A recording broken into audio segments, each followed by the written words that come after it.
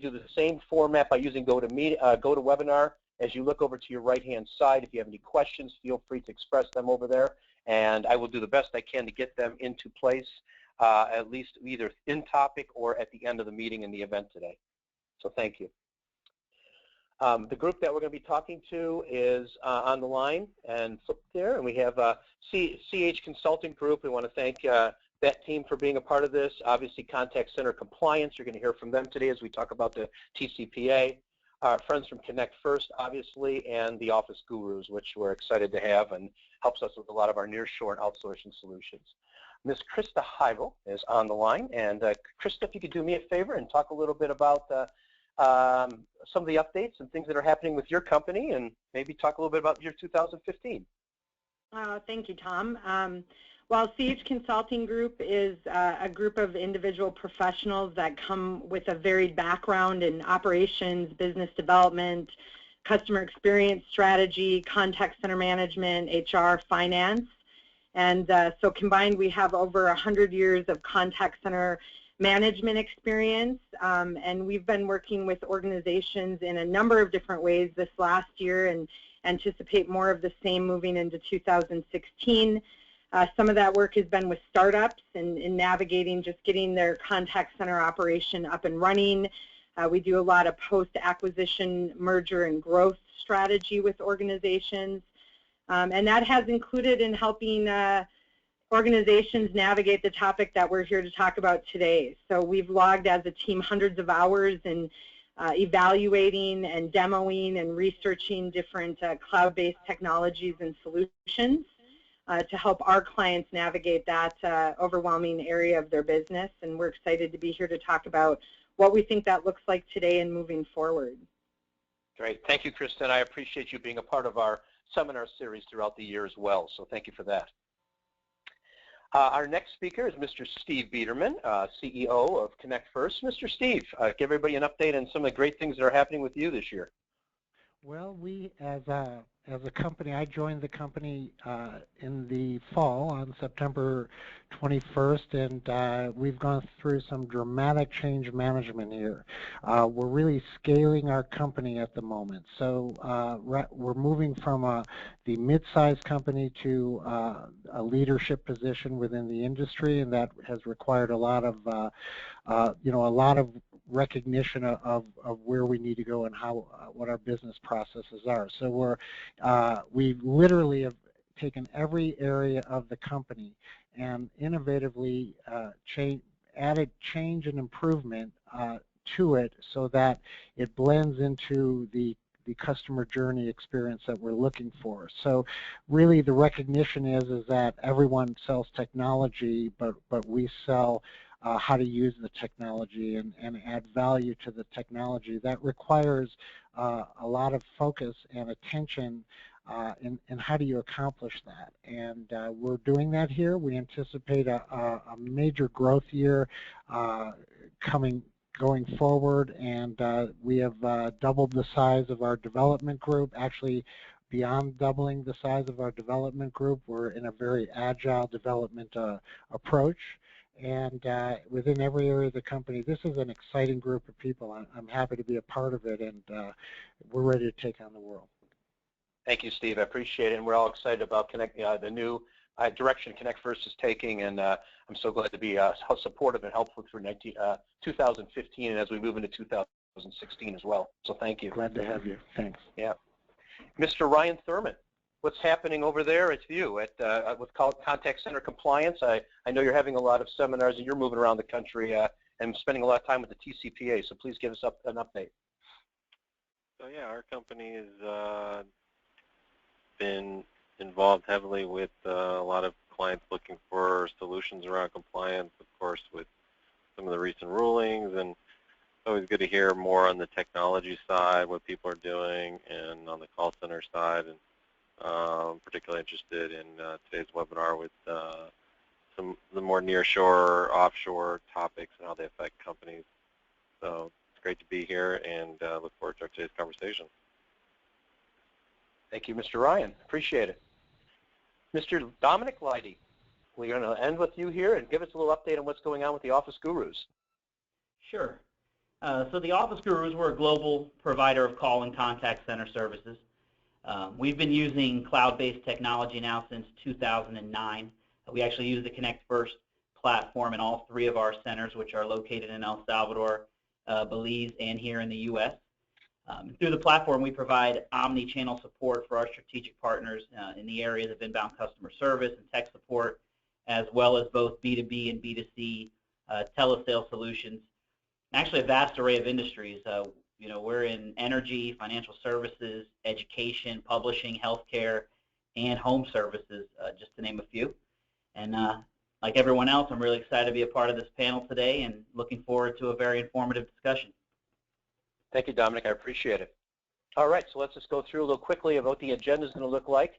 First, we're going to, in fact, Troy, you were nice enough to ask will slides be available. Mainly the slides in this case are going to be around discussion points. So if there's anything formal that will actually be able to be presented or given out, I'll make sure Shelby and our friends from Connect First will get that off to you. So that answers one of the questions up on the board, which leads into our agenda. We're going to talk about a handful of topics, especially getting right to the point of the contact center market maturity, stability for 2016. We're going to talk a little bit about compliance, TCPA for 2016.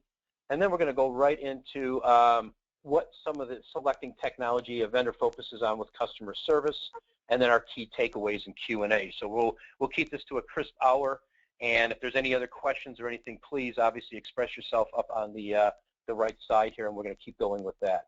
So let's just start off right away with talk a little bit about the topic 1, which is basically the maturity and the stability. Let's talk a little bit about that.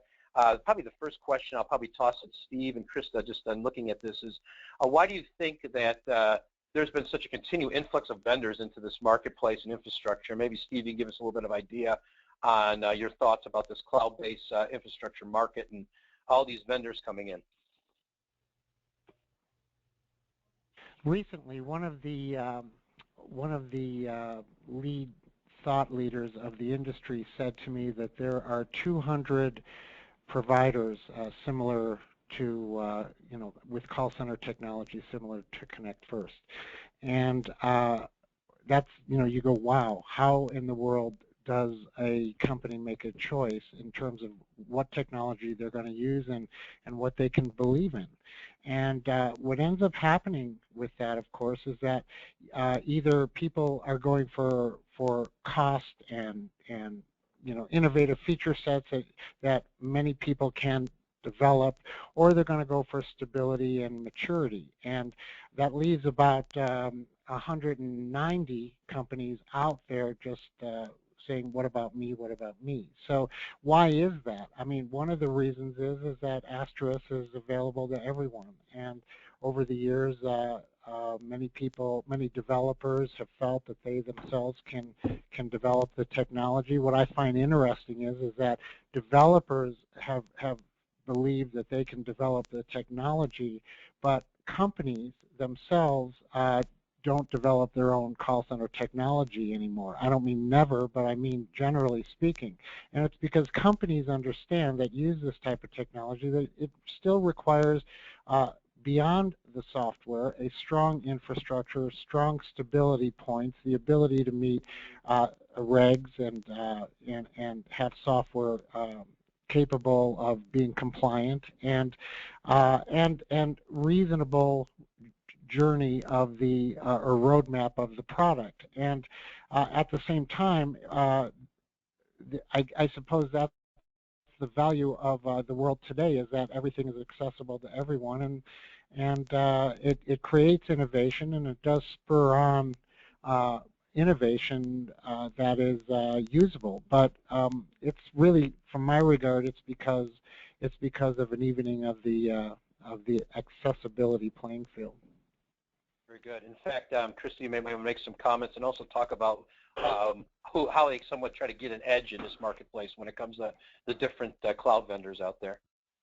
Yeah, I agree with what Steve is talking about. I mean, you know, you can just come into development faster and cheaper today. So, you know, the barrier of entry into the space is much lower. And now all of a sudden everybody has a contact center technology solution.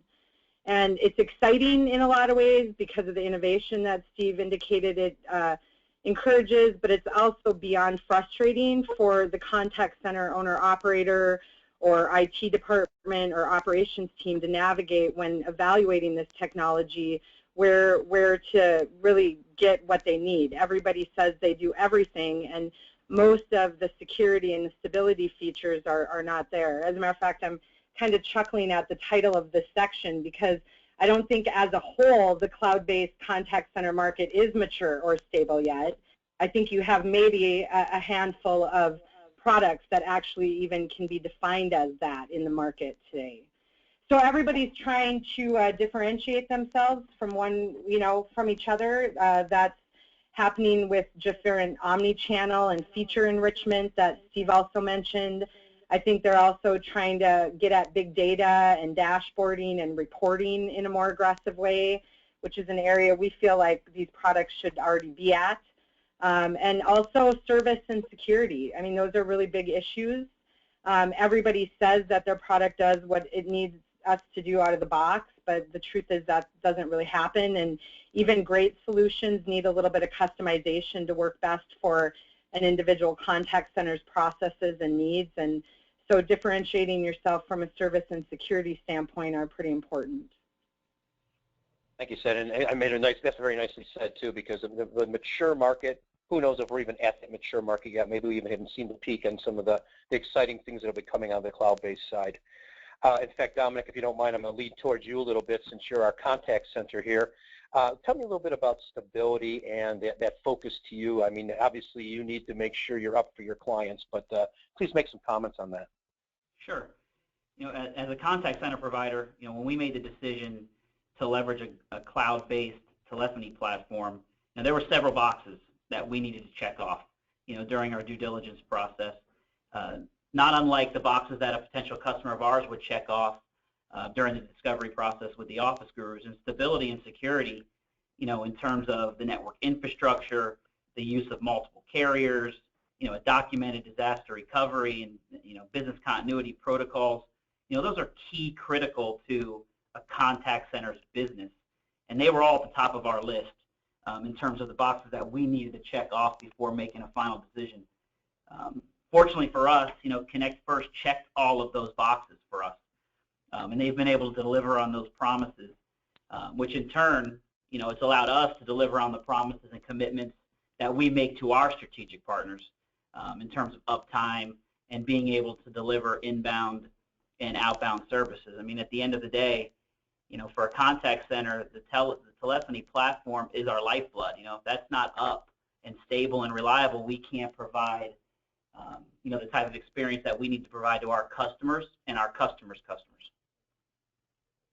And Dominic, I'm glad you mentioned that too, because I've been watching a lot of RFPs and RFIs come through, and when that technology section is actually there, and it's almost saying, boy, if you use a cloud technology, please tell us about your stability. And you just hit that one right on, so I was going to make that comment.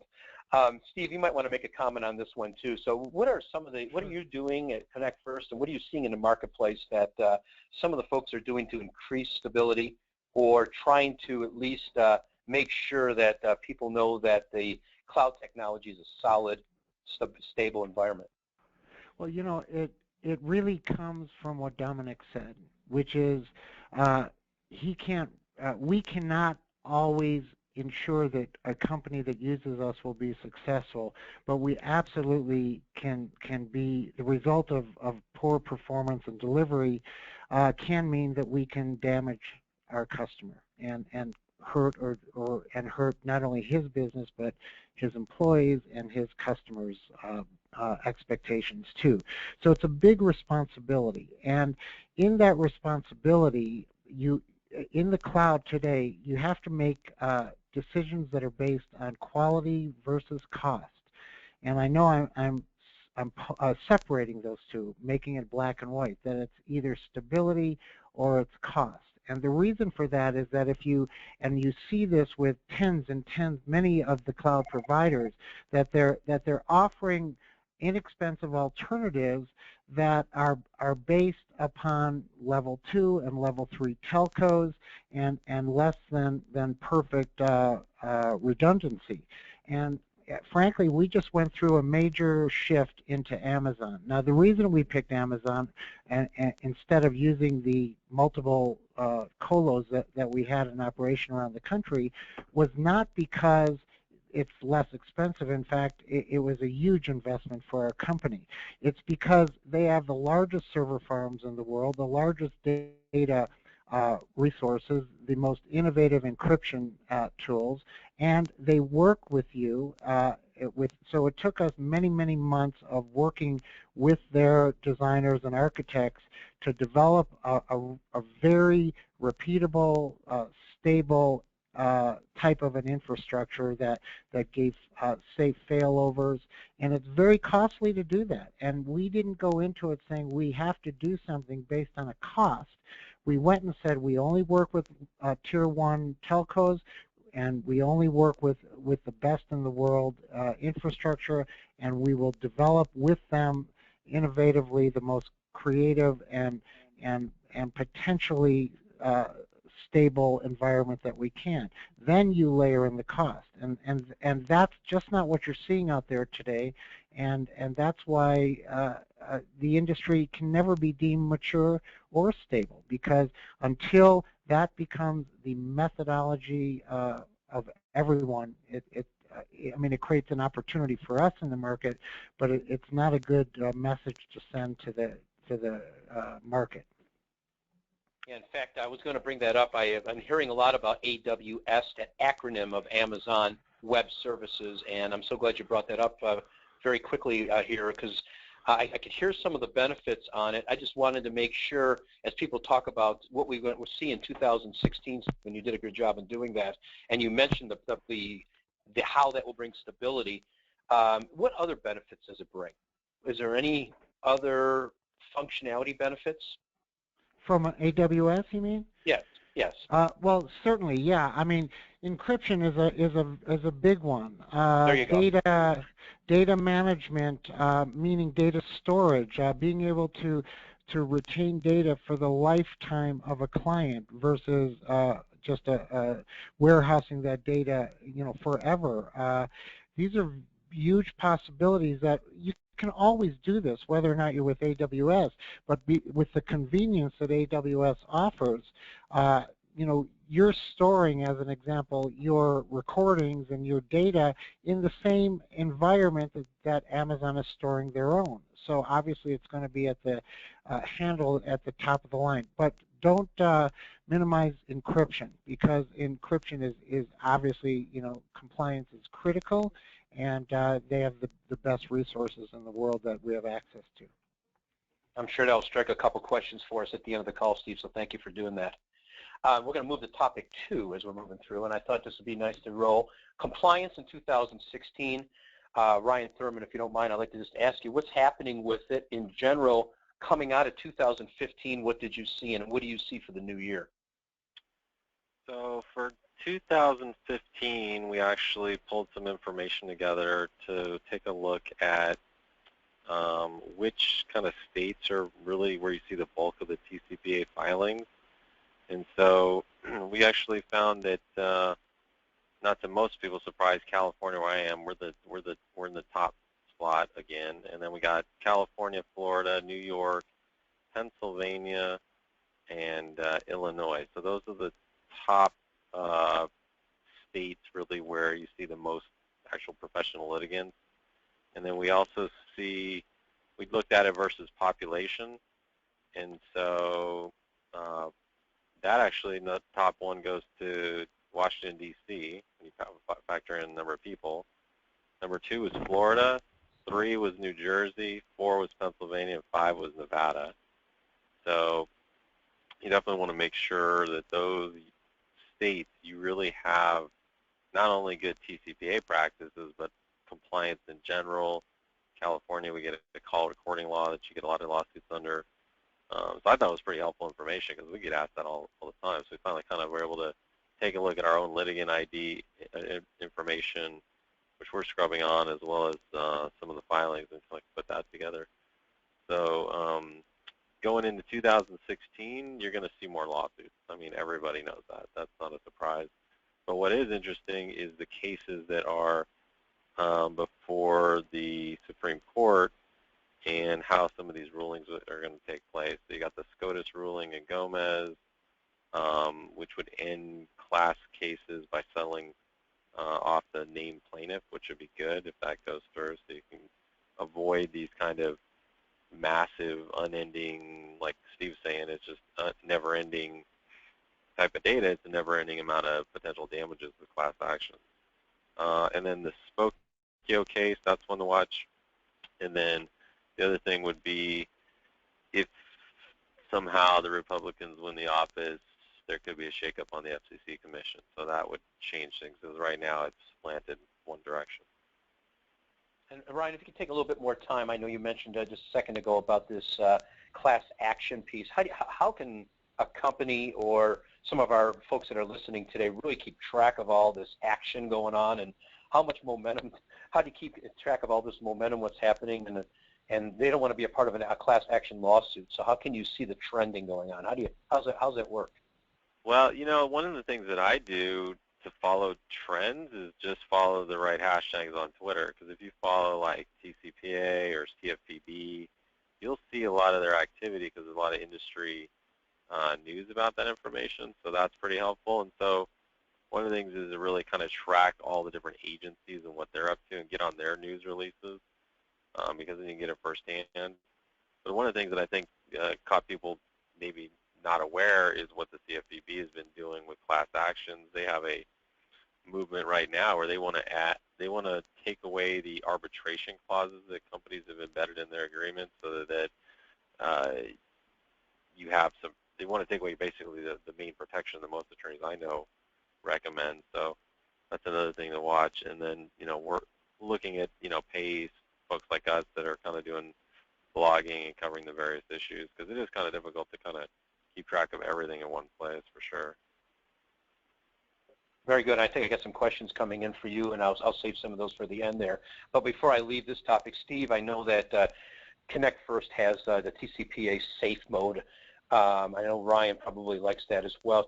Can you tell a little bit about what that actually is? Well, it's really, you know, everything is separated into its own stack. So, I mean, the simple way of looking at it is they're totally separate systems in every way. So you have no ability to automatically dial. You know, you do have an ability to use it in a management perspective and with your database, but when it comes to after all of the scrubbing and after everything else aside, at the point that the somebody is getting ready to place a call, they're placing a call where it's an agent-generated call, and it's protected in that environment. There are no other options allowed, and it's assured. At the same time, when you're doing that sort of major separation, and we tell our clients this, the real value is that contact center software over the years has been used beyond automation of dialing. It's really been used as a way to manage your database, and we're able, to bring all of those features to bear, as we've always had, in a very mature way, to this singular act of calling. Sure, and I always hear the word capacity, and I know that's what you're kind of saying, Steve, and Ryan, I know you hear that as well. As everybody starts to take a look at the dialers, cloud dialers, and so on, the different things about the capacity to dial. Ryan, any comments on that, other than Steve hit it well? Well, there's been some favorable cases on using the not capacity as a way to say, well, it's got human intervention and things like that. So I think there was the Yahoo case and a few others that we recently put up some information in. But yeah, there's been some positive things there, and just watching how courts interpret the FCC's new definition of an ATDS is something to watch for 2016. Very good. And like I said, no pun intended, Steve, but safe to say, in safe mode, through Connect First, the TCPA on your side, you feel pretty comfortable as taking care of your clients and helping them out with this process. Yeah, not only comfortable, but you know, from my view, and I've just, you know, obviously being an industry veteran, kept an eye on everything out there. Connect First were the first people to develop a true TCPA compliance system. So, if anything to underline, it's that we're highly sensitive to the issue and concerns that go with that, and we do what's necessary. We feel very comfortable that when a client, in fact, we just gained a new 600-seat client, and they're with us because they have the same confidence in what we do as we've been able to deliver. Very good. You know, one thing I'd like to just not forget it, and I just wanted to go back to, as Ryan was talking about the different states and litigation, something that came up in my experience about a year ago. I was on the phone with the Attorney General of North Dakota, and in talking about, and they were concerned about some compliance issues at that time, and what we found out is that the activity that was going on was within the letter of the law, but it wasn't within the law as it was being managed by that state. So in other words, we said to the Attorney General, look, you know, everything is working in accordance with the verbiage in your regulation. And they said, well, that's not the intent of the verbiage as we understand it, and we're managing to what we believe is the intent. Now, the point there is, will that or will that not hold up in court? You know, obviously, intent is a gray area for courts, but it's something that our customers should be aware of in terms of the care that they take. In other words, err on the side of being careful. Don't err on the side of being edgy. That's always my suggestion. Very good, very good. Well, let me go ahead and we have some questions coming in, but I'm going to save a couple of those till later. Let me go ahead and just move to the next topic so we can keep things moving. And what I'd like to do is talk a little bit about, and maybe Dominic and Christa, you can help me with this a little bit.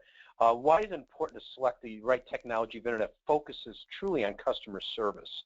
I know you hear a lot about the things we've talked about when it comes to stability. We've talked about compliance. How about ones that just focus on customer service and make sure they really understand that?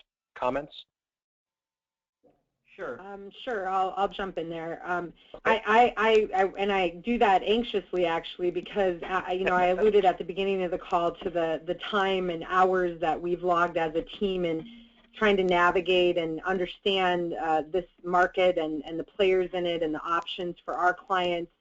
And I think one of the conclusions over the course of the last 18 to 24 months that we've come to is that it's not only about the functionality of the product and how it supports your business out of the box, if you will. It's really about the team and the service behind the product. Because although there are a lot of standards in our industry for best practices and KPI and profitability management, we also acknowledge that everybody, has their own business model and some unique differentiators, and they need technology that's going to support that across their business. And so having a product that has a team and a culture of support behind it to help you with troubleshooting, customization, maximizing efficiency, creativity, and supporting your business the way you need it to run, we think is as important as what the software does when you first see it. And Dominic, please, I know you were ready for comment as well. Thank you, Christa. Yeah, I would definitely agree with what Christa said. Like most contact centers, at the Office Gurus, one of the things we pride ourselves on is creating a true extension of our clients' offices within our call center. This really involves consultatively working with our strategic partners to customize the telephony platform, including all the custom reporting that you need in order to measure the success of the campaign or the program. So that contact center software, it needs to facilitate those efforts so that, that you can deliver on your value proposition and provide that world-class customer experience. to both your customer and the customers and prospects that you're supporting on their behalf. Luckily for us, we found a ton of symmetries between our organization and Connect First in terms of being ultra responsive, not just responsive, but also extremely flexible and scalable so that we can adapt to our clients' needs. I think when it comes to customer service, at the end of the day, it really doesn't matter, what industry you're in, or what type of vendor you're vetting out. The customer experience is always going to be a true differentiator, and it's no different for cloud-based technology. And Steve, I would hate to leave this topic without you having a nice comment on this. I know Connect First really focuses on customer service. I know you've been enhancing the offices around there. Any comments? Yeah, I joined Connect First because of their legacy of caring for the client and being responsive to the client. Really, in my coming in, it's being able to take it and say, how do we make it scale so that we can always be as effective as we are now, and then have an approach to change management approach to be able to assure that there's constant awareness of what the customer requirements are.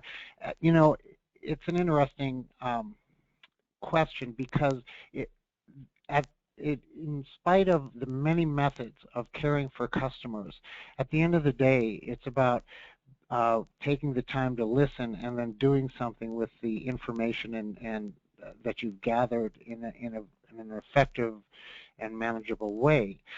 So whatever you do, but to do that, when you really examine it, it's a very heavy cost.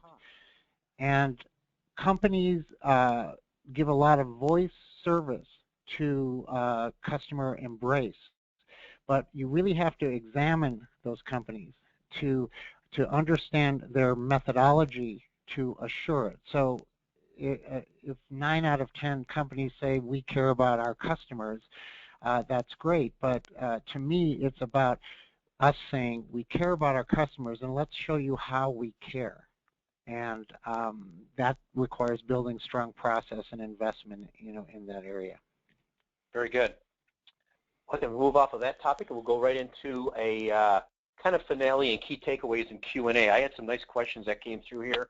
And by the way, Jonathan, who's on our call, asked if these are going to be, this webinar is going to be recorded. The answer is absolutely. Shelby and the Connect First marketing team will go ahead and post this webinar up like we always do, and the recording will be posted as well. One of the questions that I have just come in just now, I'm going to stay with you, Steve, for a second. It was going back to our AWS and our, I'm going to repeat the thing, Amazon Web Service. It basically says, does Connect First have a better uptime now that they're on this service? Is it just a better uptime? That's the question. Yeah, I mean, that's certainly the key piece. It's a key indicator of having uptime. I would tell you that because it's so recent, I can't share with you data today, that shows you that. The whole point of that is based upon uptime. Now, remember, uptime in the contact center world is really based upon a number of factors. It's a very relational situation between the database, between the telco, between the infrastructure, and between the failovers that you've built in to automatically detect that, let's just say, telco issues so that you move over to different trunks, on an automated basis. So it's about putting automation in place as a key piece of this whole uptime approach. So we're doing absolutely everything conceivable to have the highest uptime that technology allows us to have. I know it's funny, the second part of that question just came in while you were making that comment, is why haven't all vendors moved to this? Other than you mentioned cost, but please. I mean, yeah, but it's honestly, it's not just cost. I suppose it's cost and acceptance. You have to accept that you can do better before you do better, right? You have to say, so we have to be able to not be so so confident of AWS and our methodology today that we don't look at the metrics that come out of it. In other words, we have to be able to say that no matter what our investment and what our approach is, at the end of the day, the metrics will determine the value, and the customer's voice will determine the value. And we have to be able to recognize that oftentimes that's an introspective look at ourselves and how do we have the ability in our organization to change.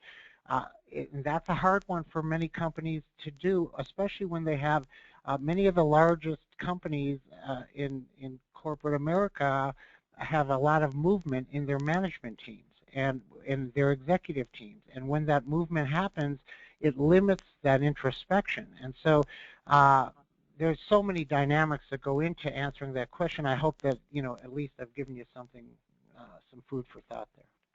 Very good. To change the subject a little bit, Ryan, the next couple of questions come toward you. What do you think is going to happen with this PACE's appellate against the FCC? It's been fairly interesting. They've got some good company with them, with Sirius filing a brief, ACA. Apparently they're going to be fully briefed the next few months, and then there'll be additional comments. And then looks like oral arguments later in the year. And from the attorneys that we work with, they're telling me that the appeal is actually very strong. And then they're hoping that at least, they'll say you want to ask for more than what you think you're going to get. So I think that they're going to try to hone in on some key issues, specifically, the definition of an auto dialer, how it's treated, what your defense is, the wrong number call issue and safe harbor, things like that are really kind of some of the hot topics in there. So. Right. In fact, it's funny, the next generic question that came in, what is the best way to ensure TCPA compliance moving into 2016? I know you've talked a little bit about that, but with this and so on, I mean, is there any just generic type of thing everybody should be doing, or is it just they got to keep their finger on the pulse constantly, I would guess, right? I mean, it's not going to get any easier. Well, the couple things people are getting lawsuits under are calls to cell phones with no express written consent, or the plaintiff will argue that they revoked consent after a, almost like a fake opt-in where they're trying to trigger calls. So that's the primary one. You've also got the wrong number issue that's come up, and so the couple ways we usually recommend is to make sure that you're doing a good job with your wireless identification, that you're not putting in the cell phone numbers in your ATDS, that you don't have express consent or express written, and then also identify people who are potentially litigators, which is kind of what we do as a service, the way to ID those, and then also take a look at how you can mitigate the wrong number issue. And so there's vendors out there, including ourselves, that will identify and do almost like a right party contact. Does the cell phone number belong to the same person that gave you the original consent? Is that phone number been reassigned to somebody else? So if you can kind of cover those two pieces, that's a big help. And then you have to look at, what also gets companies on the radar for complaints.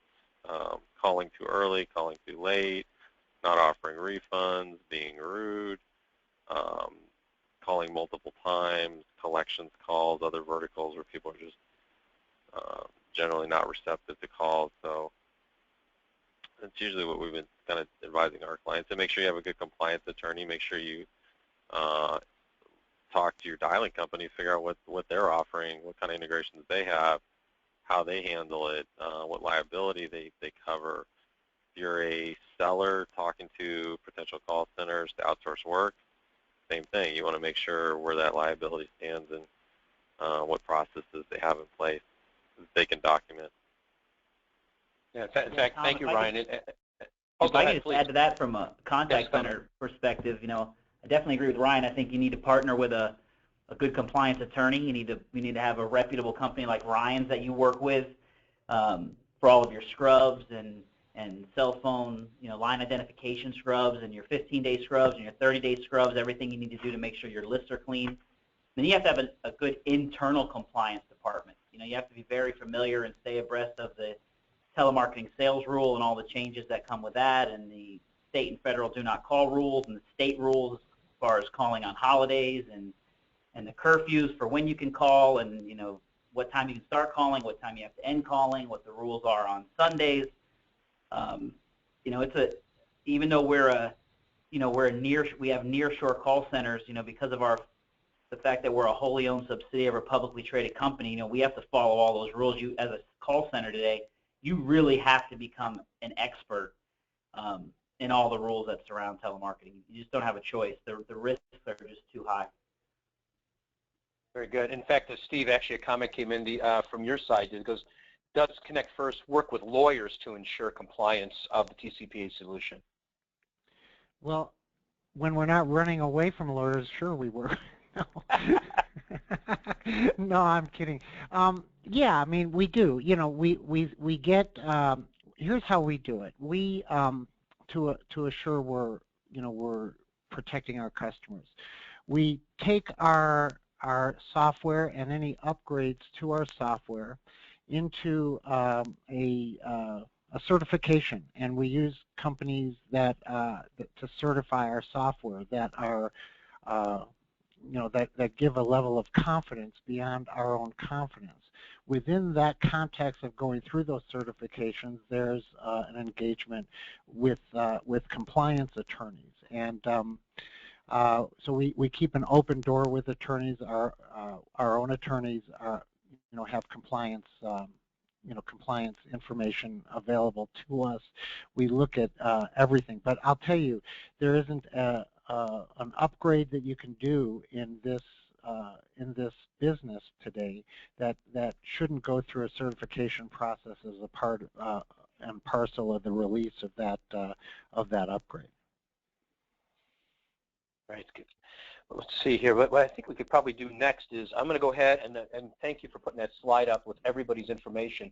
I'm going to let everybody give kind of close up a little bit with one tip to our audience about this marketplace. It could be around compliance, it could be around stability, it could be around maturity. And Christa, I'm going to start with you. And if anybody has any pointed questions, you can always contact our panelists directly if you like, and that's why that slide is up there. So please, Christa, why don't we go ahead and kick this off? And what's one big tip or comment you'd like to make to kind of close this today? Well, I'm gonna add to this great technology discussion the concept of people and process. So from my perspective, when we talk about a mature and stable contact center, obviously the technology platform that we are operating from is a key ingredient to that. But we look across the board, even as we're talking about all of this compliance and TCPA stuff, that the technology is only a piece of how we manage that within the operation. It's also about having good processes and audits in place, and it's about having the right expertise and people. So we encourage organizations periodically, and the end of the year is a great time to get reflective and step back and ask yourself internally some really tough questions about where there's opportunity to improve efficiency, client performance, compliance, and profitability across all three of those areas, people, process, and technology. They are in full what make up customer experience. Very good. How about Dominic? Would you like to go next and a little bit of a closing comment or tip?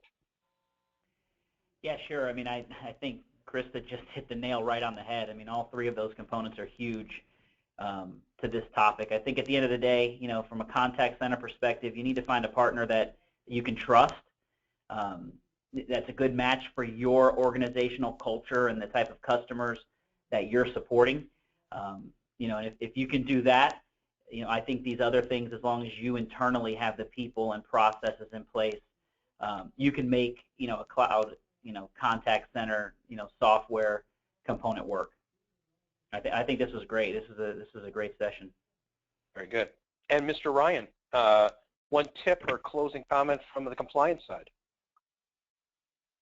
I think it's just going to be exciting seeing how the technology market kind of evolves in 2016. Like Steve said, you got a lot of players, new solutions out there. There's a lot of momentum in the industry, so even though there's a lot of regulations, I think there's still a tremendous future in kind of the growth, and call centers are very flexible. They seem to evolve and grow with the time, so even though there's more rules and can't do this, can't do that, companies have been creative, and that's always exciting to see. Very good. And Mr. Bederman, your comments and thoughts? Well, I appreciate everybody's time and the attention the guests have given us. I'll tell you that it's from a compliance perspective, every contact center needs to own the responsibility of that compliance. In other words, in spite of the fact that you may scrub your lists as well as you feel you should, and in spite of the fact that you've purchased a technology such as our technology that provides you safety measures, at the end of the day, much of a business's safety and especially when it comes to regulation, is based upon their ability to manage their operation in a consistent methodology that they can defend. And you have to look at your business, as we do in ours, and say, is what we are doing defensible? And everybody has to own that. And oftentimes I will see that people will acquire or purchase something or third-party software, things like that, and say, now I'm safe. And safety has to be to what you yourself can defend, not only in who you're trusting in. And it's not black and white, but we have to accept that we're in a highly litigious segment of the market, and that requires being very, very serious about your business. It doesn't require you to be paralyzed, but it does require you to be defensible. With regard to Connect First, I'll tell you that we're in a very interesting time. It's very exciting. I wasn't really looking for a position when they came and engaged me to join the group, but I love this group of people. They're very serious, young and interested, and the millennial generation that was raised by Apple is a generation that expects things to work and recognizes that customer service is the leading edge of things. And based upon that, we're having a lot of fun here going on our journey, and I think you'll see us very soon in the top positions, both in terms of safety, stability, but also innovation. Very good. Thank you, Steve. Appreciate it. Well, I want to thank everybody. This was a session that we actually got moved a little bit fast on, and we had a lot of great questions, a lot of good comments. Please listen to and share with your folks at work the recording of this. I want to thank our panelists. I want to thank Connect First for the seminar series of 2015, and I'm looking forward to working with the marketing department in 2016 with a great agenda as well. So on behalf of Connect First and our panelists, I want to wish everybody happy holidays, and I want to thank everybody. And as you continue on your day, think about some of the things we talked about as you start to move, close out this year and move into 2016. So thank you, everybody. Thank you.